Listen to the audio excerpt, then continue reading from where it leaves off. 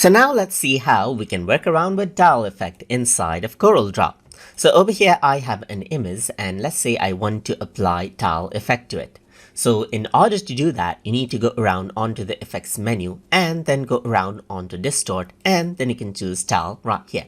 So once you go ahead and do that, you can see that immediately you get a set of tiles right here. So you can change around the horizontal set of tiles right here and vertical set of tiles. And by default, you can see that they are not linked together. So I can go ahead and adjust it vertically and horizontally one by one right here.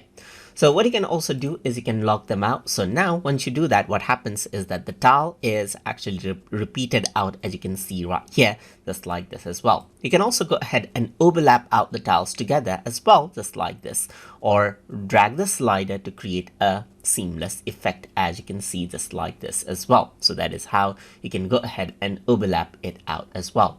So that is how you can go ahead and work around with the tiles effect right here inside of Corel Draw. So hope you guys learned something as always. And as always, please like, comment, share, and subscribe.